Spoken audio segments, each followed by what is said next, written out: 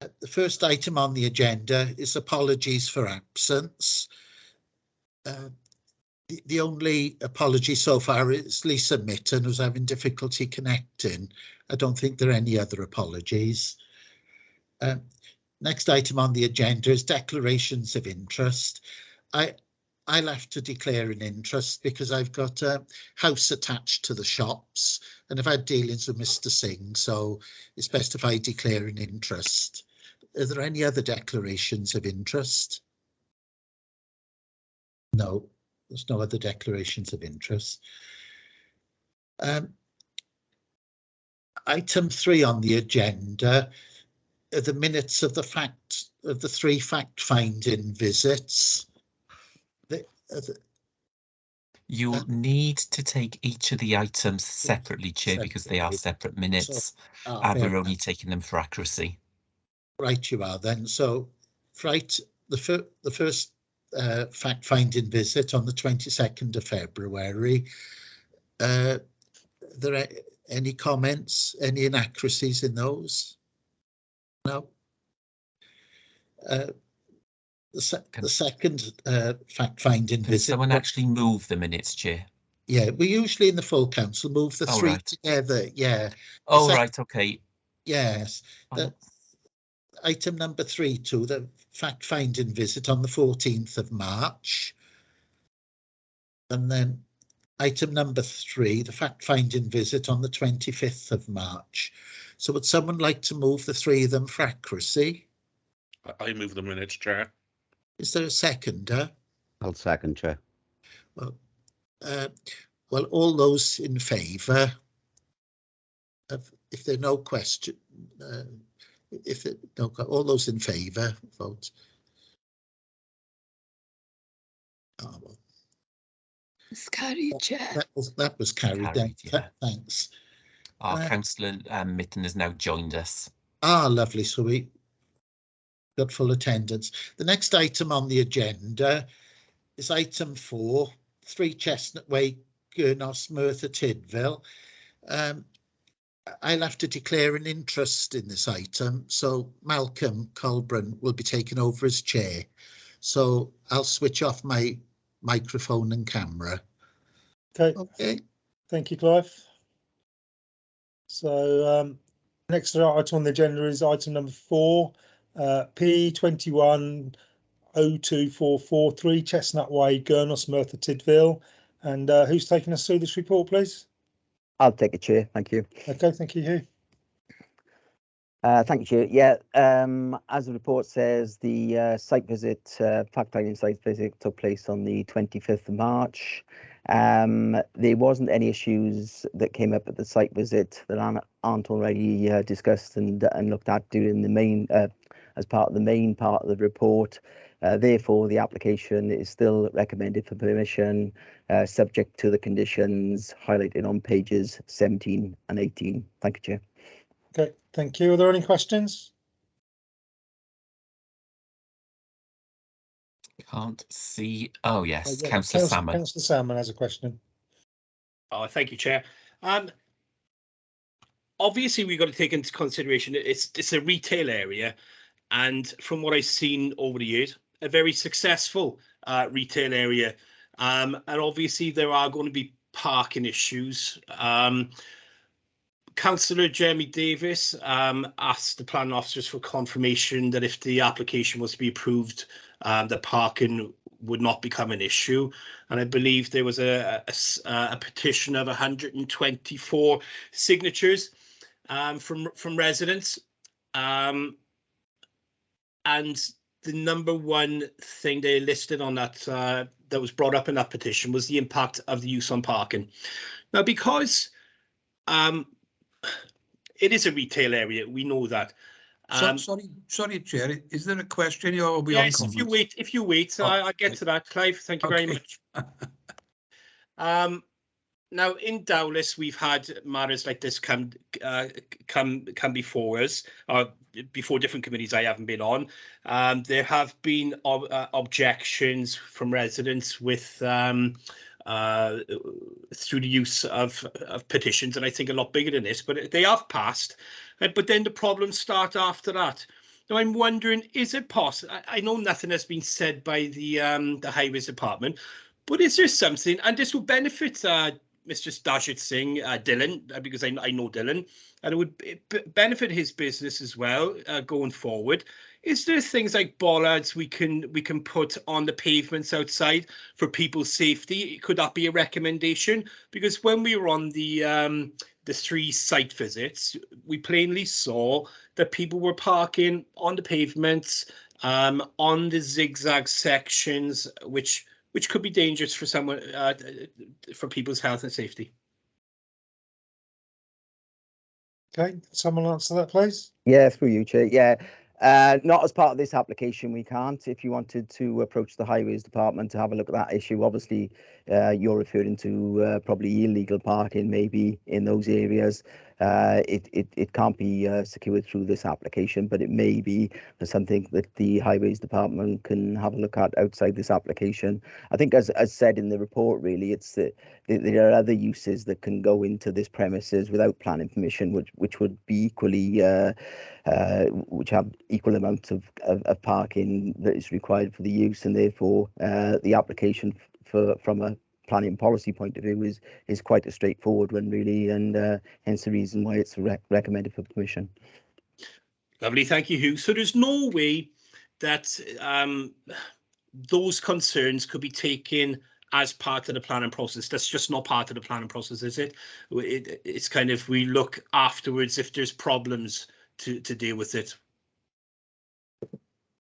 Yeah, as I said, it's comparing what can be used for that premises to what is being proposed, and there isn't any difference. The things I think you're mentioning are illegal parking issues, yeah, which are they happening at the moment without the use? Because as you said that there, so it may be an issue that needs to be looked at outside the planning process, but not as part of this application.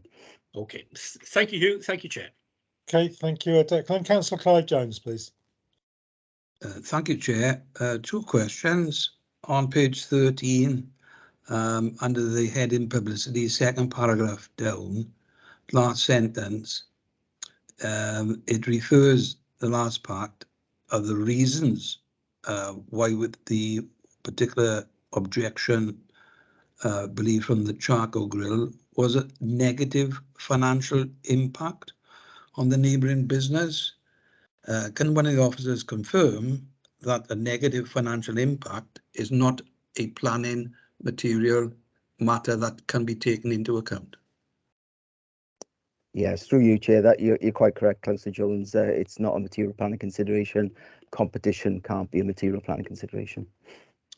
And my second question is just below that, refers to the petition, which has already been referred to, of 124 signatures, which I think Councillor Salmon referred to as 124 residents.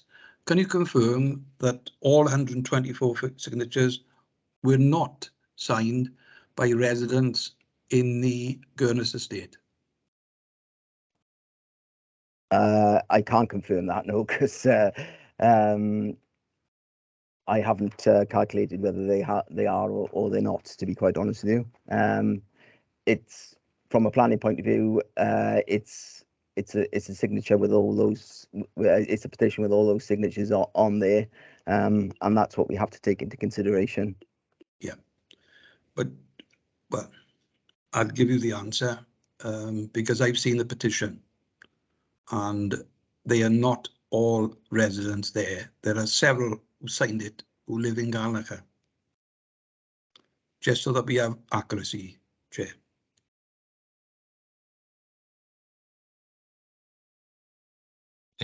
Any further questions, Chair?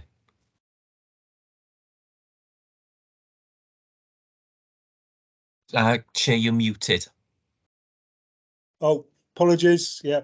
Yeah, no one else is indicating any questions. So are there any comments, please? Councillor Clive Jones. Thank you, Chair. Having had a fact-finding visit at the 3rd attempt, this is why this is on the agenda tonight. The petition listed is based on the following planning matters, as it says in the report: impact of the use on parking, odour and litter, vermin, rats in brackets, and unsocial behaviour and unsociable hours.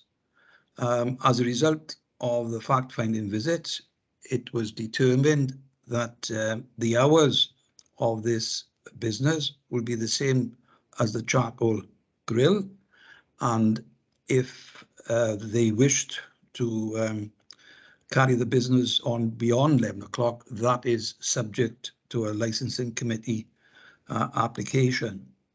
As far as the order and particularly the order, that's going to be dealt with, as I understand it, as a result of an extraction system which will be installed within the building.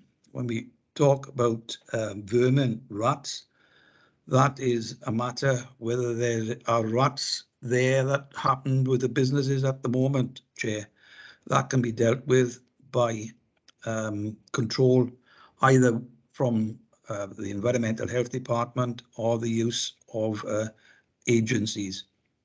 Unsociable hours, well, the business is going to be at 11 o'clock, the same as the charcoal grill, and unsocial behaviour is a matter that can be dealt with properly by the police and others.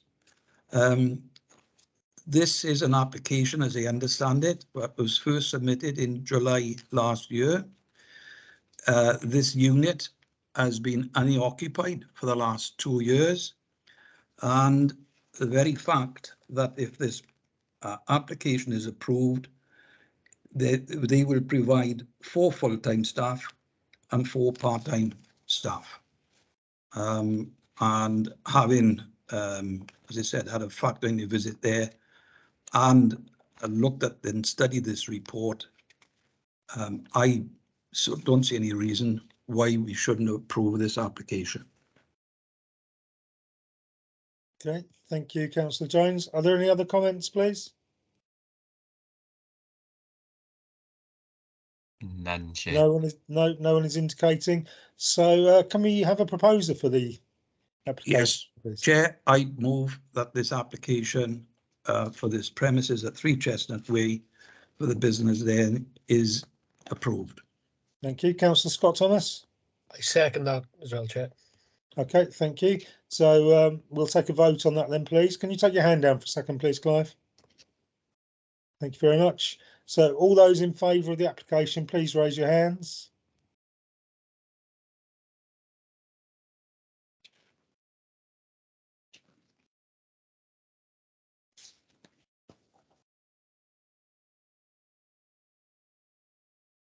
Okay, I believe that's unanimous. Oh, I've got 10 showing, Chair. Yes. It's a Councillor committee of Tubby's declared 11. an interest.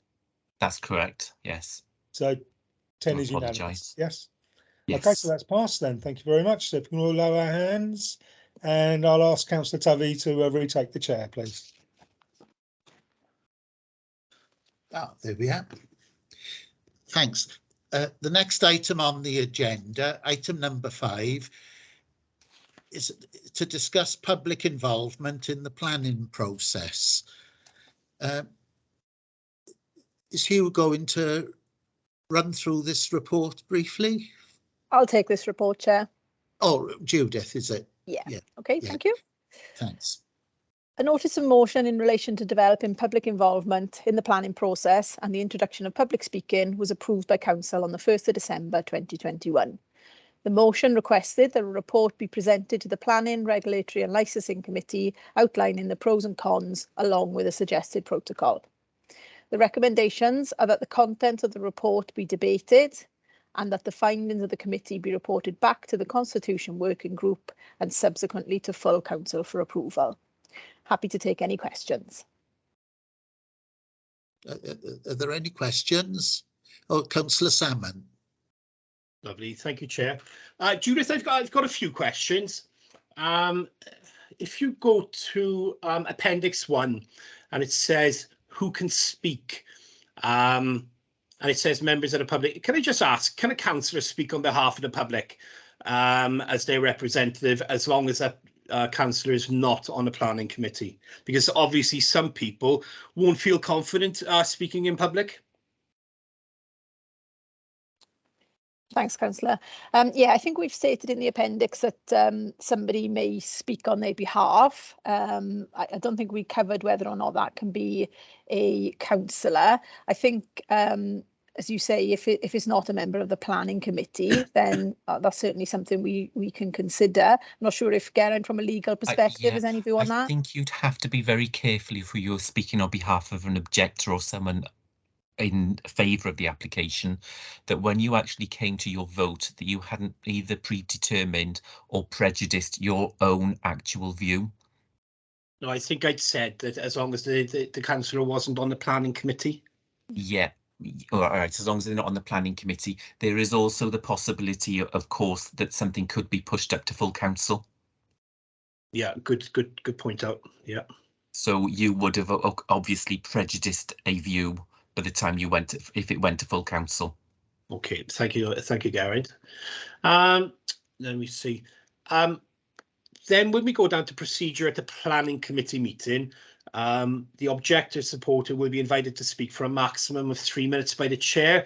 To be honest, I don't think it's quite long enough. I've gone to on Caerphilly Council's website, and Caerphilly Council, I believe, were one of the first local authorities to give members of the public the opportunity to speak, to attend and speak at planning meetings. And I think what they do in their case is looked at as one of the best systems in Wales, to be honest, and they give 5 minutes. So I'm just wondering if we can do 5 minutes as well, because 3 minutes sometimes is not long enough. And in actual fact, it might be an idea to show members here the booklet that Caerphilly Council have, because there's some notable differences to what we're asking to be taken into consideration here. So I think maybe of course, I mean, what we did in putting this procedure together is we looked at what all the other authorities do and took a range. You know, you're right, some authorities give 3 minutes, some give 5 minutes, some give 4 minutes. There is a vast range, and what we've put together here for tonight is for debate, as it says. So, you know, we're happy to take your views into account, and then before, you know, we come up with a final agreed procedure that we can take forward. That, you know, there's a variety of different procedures across the various authorities. So it's for us, obviously, to come up with the one that best suits Merthyr Tydfil. Yeah. The one thing I would ask as well is in this report, it does say that this would only be for major planning applications, not houses and things like that. But can I ask that, and I think this is in the Caerphilly booklet, is it any application that's actually called to committee can have an applicant, can have the objector or the applicant speak at the meeting? Well, as you'll be aware, you know, Welsh Government guidance and good practice is that only major and controversial applications should be brought, major and strategic applications should be brought to planning committee for debate, not minor applications and householder. They should be considered under delegated powers. So for that reason, that's what we're proposing, is that the public engagement and the right to speak is on major applications, because those are the ones that should be brought before committee. So yeah, I think that's what I was getting at, to be honest. I just probably didn't put it in a way, in the best way. So a major application is an application that has been called by a member to the committee. No, sorry, a category of major application. So, for instance, you know, over 10 houses or over 0.1 of a hectare. So it's the category of application as defined in legislation. I don't think Caerphilly do that, to be honest, and I didn't see it on there.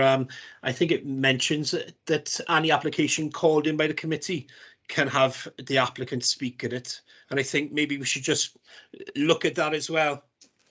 Quite possibly. I mean, what I'd say on that is obviously, you know, if you're considering a householder application, then in, you know, the vast majority of cases, then obviously there's only ever 2 parties concerned, you'll have the actual applicant and you'll have the next door neighbour.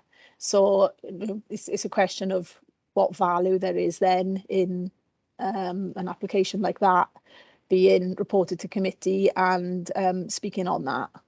Whereas obviously for major applications, it's got the likelihood of or the potential to impact on, a large part of the community. And then understandably, that there's reason for people to want to speak on that. Yeah, just would a HMO, house of multiple occupation, be classed as a major application development? No. I think then personally, I think any application that, in my opinion, I mean, it's down to a vote and obviously discussion by the rest of the committee, that any application that is called in by a committee member should have should allow for someone to speak as an objector or a for. Yeah, I mean, what I mean, I fully understand what you're saying, Declan, but if you cast your mind back a few months, we did have a householder application where there was only one objection to it. And as Judith said, what would have been the purpose of allowing both parties to speak be? Because the one is obviously objecting and the other one wants it. At the end of the day, it's a planning matter, and you will be given the views of the planning officer as to whether or not it meets the criteria for planning permission to be granted. Yeah, but guarantee, even in a big application, only one person will speak for and one person will speak against, and only for 5 minutes each. I don't see a big problem with it, to be honest. Personally, I mean, it's down to the other members as well. But I'd like to see this done properly, to be honest. It's I think this is a big step. Obviously, it's one of the things mentioned as well. There'll be comments. I shut up and I'll go on to someone else. Thank you, Chair. I think Councillor Johns was next. Yes, thank you, Chair.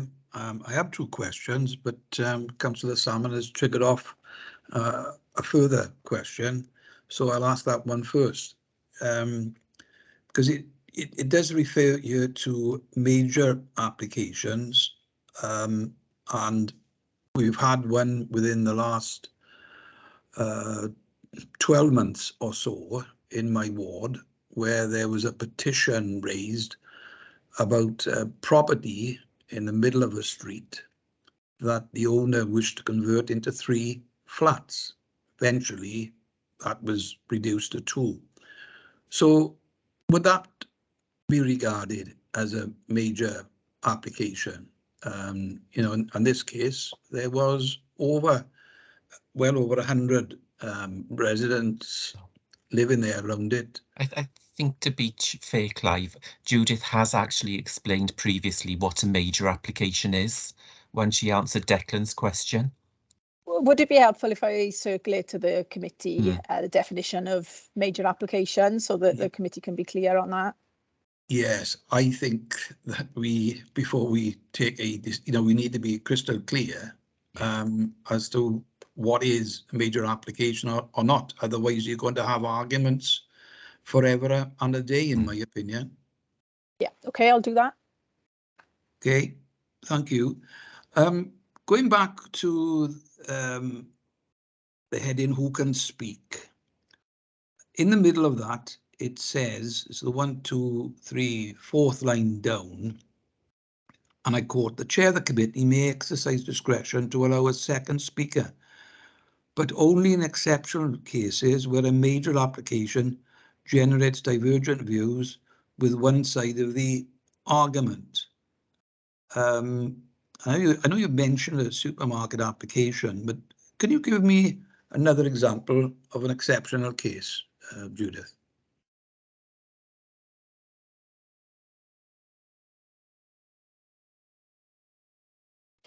You could have issues. So, for instance, you could have highways issues that are pertinent to an application that somebody wishes to speak on. And you could have, for instance, an issue of air quality, so 2 different types of issues that people want to speak on. And then, it would warrant having 2 separate speakers specifically on those topics. Again, going back to the fact that they would be major applications, there's likely to be numerous issues being considered. And so there may be a need for or a want for a speaker to discuss different types of issues. But it's left up to the chair here to exercise discretion. Having been a chair of the planning, it's sometimes difficult enough to chair the planning without then making a real decision about allowing exercising discretion. Yeah, that would be done so before the meeting, though, obviously, because people, when they submit their expression to request to speak, we would make that decision then. Right. Okay. And then my other question is under the heading, when is speaking permitted? It says here, when applications are deferred, and particularly when represented, following committee resolution to determine an application, contrary to officer advice, public speaking will not be permitted. Regard will, however, be had to special circumstances and on applications that may justify an exception. So, for clarity, can you give me an example of a special circumstance? Yeah, so obviously in most cases, the speaker will have the opportunity to speak at the initial meeting and everything will be raised there. What may happen is if, for example, as a result of, say, a fact-finding visit, an amendment has been made to the scheme to satisfy a concern, or you know, new plans have been submitted or something like that, and there is something new to consider, then you know, it may be just in that case for speaking to be allowed again. Right. Okay. Thank you. And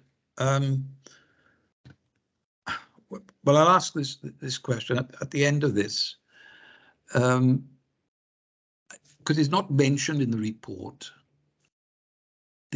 But this protocol, do you think there's a need for this to be reviewed after a certain period of time, say up to, I don't know, 6 to 12 months, to see if it needs adjusting or adding to? Yeah, I'd agree. That's probably a good idea. Yeah, I can add that.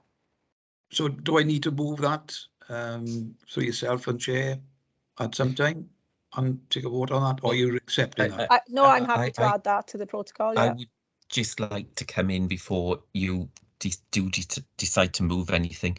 You have asked for guidance from Judith in relation to what a major planning application is. Yeah. Until you've actually had that, right. I'm not overly sure how you can vote on what's before you. Right. Okay. If you understand what I'm saying, Clive. Yeah. Okay. Thank you. Yeah. Councillor Gibbs, is your hand down now, is it? You were going to ask a question earlier. Yeah, I was going to ask a supplemental question after on one of Councillor Salmon's topics, but he did bring the question up. So I've already got the answer I was looking for, Chair. Thank you. Has Councillor Salmon got another question? Clive, I think Councillor Ernie Galsworthy was before me. Oh, he's not on my screen. Sorry, Councillor Galsworthy. Yes, thank you, Chair. I'm sorry I have to leave the meeting, so I'm leaving now. Oh, right. Okay, thanks for coming. Councillor Salmon. Yeah, Chair, I just wanted a bit of clarity on how we're going to go forward with this. I know Judith is going to bring some information back to the committee. I'd also like if she could circulate the Caerphilly leaflet, well, it's a booklet on their practice, and I think they looked at one of the best councils in Wales that actually do this, to be honest. So, and I realise this would probably come back after the election, so some of us may not even be here, but how do we make recommendations as well that we'd like to see on it? Because one of the things that I'd like to one of the things I'd like to see is that any application called to the committee for consideration should be classed as a major development. Because maybe I could come in there, Declan. I think what needs to happen, because you've asked for clarity on how we move forward, with the fact that there is a need for you to understand what a major application is, and the fact that you would like to see the Caerphilly booklet. My suggestion would be that this is deferred to the next planning committee, that the papers are forwarded to the members of the planning committee following the AGM when we actually know who the new councillors are. Because I'm not saying, I mean, we don't know who's going to sit on planning committee. So that would be my suggestion, that the matter gets deferred to planning committee, the first available one following the AGM, once planning members have all received their training, so that the planning committee can actually be properly constituted. You will have the necessary information before you as to what a major planning application is, and you can also, the members of the planning committee as they sit then, can have sight of the Caerphilly booklet and it can be debated again. That would be what I would suggest. Yeah, thank you very much, Geraint. Happy with that. Malcolm? Oh, did you want You're to come mute to again. first? Okay. Perhaps if we let Judith in first. Still muted. Yeah, I agree with Geraint on that. I think it's not beholden on us as the current planning committee to impose things on a new committee that is coming into place. I think we should leave it to them to make the decisions once they've got all the relevant information. So I'm happy with that. Yeah. Oh, thanks. Judith? Yeah, I just wanted to ask, Councillor Salmon, the booklet you refer to from Caerphilly, is that something that's on their website or? It is on their website. I'd send you the link now if you like. Oh, okay, yeah, so that can be circulated to all the committee then. And you say that it's considered to be best practice. Is that Welsh Government saying that, or? I think that might be Caerphilly saying that. Okay. The only little question I was going that to it's deferred. Deferred, yeah. The only little question I was going to raise is for the translators, it's only English or Welsh are the only times it's only if Welsh that we get a translator, is it? We wouldn't get a translator for any other languages. Well, we're required to comply with the Welsh Language Act, obviously. Yes, yeah. That is the only, that's the legal requirement that is set by Welsh Government. If I'm not sure, are you asking whether we'd need someone to translate if we had a poll wanting to speak, or what are you asking exactly, Clive? I was thinking that the only official languages of this country are Welsh, English, and perhaps one or two other little ones, that we're not offering a translation service for all languages. I thought perhaps that should have been made clear. I think all we are required to do as a local authority is to provide it in English and Welsh. I think if it's anything more than that, Clive, you'd need to take it outside of the planning committee. Yeah, that's a fair point, Councillor Tubby, and I think I can amend the report because I think I've suggested any language, haven't I, in the report. So yeah, I can amend that. Thanks. Thanks. So if there's no more questions, are there any comments? No. So should we put it? Oh, Malcolm. Sorry, Kevin. Oh, who was first? You can let Kevin go first. I don't. First. You sure, Dick? Yeah, of course. Well, basically, I just wanted to put my views on record noted. I know this is going to be deferred now, and Geraint, thank you for explaining the process to us. That it will be coming again after the elections. Councillor Gibbs, if I could just say, it will go to the next committee if you defer it. Someone will need to move that it goes to the next, comes back to the next committee. Sure, yeah. Absolutely. Yeah, so to that end, I'd just like to note it on record that I agree with Councillor Salmon. I believe that any planning application that has been requested to be brought forward to the planning committee should allow the general public to speak. The fact that it's been actually called in to committee would suggest that it needs a particular debate by all parties. So I just wanted to put my views on record there. Thank you, Chair. Thanks. And Councillor Salmon? Oh, you're on mute, Declan. Sorry, Chair. Yeah, I just wanted to thank Judith and Hugh for bringing this report to council or to the planning committee. To be honest, I'd like to see it go through. It's obviously up to the planning committee going forward. But yeah, thank you thank you to both for bringing it, making a good report, and obviously it won't be easy because there'll be a few things to iron out. Thank you both. So, Councillor Gibbs? Oh, you're on mute. There you. Yeah, lovely. Thank you, Chair. I was just going to move that this report and any follow-up actions are deferred to the next planning committee. Is there a seconder? Yes, I second that, Chair. Right. Well, all those in favour, vote now.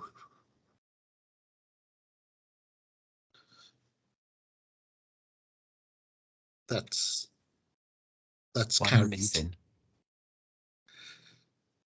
Oh no, Ernie's left. Sorry, that's all. Oh, Ernie's left. Yeah, so that's yes. Unanimous. It's late.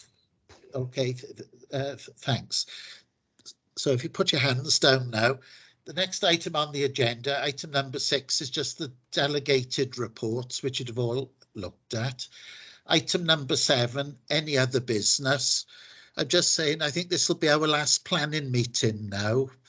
So I wish everyone the best in the election, and thanks Judith and Hugh and the team for all your help the past few years. So hope to see a lot of you again next time at the next planning meeting.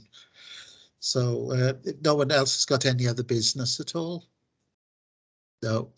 Oh, well, that's the end of the meeting then. Thanks very much.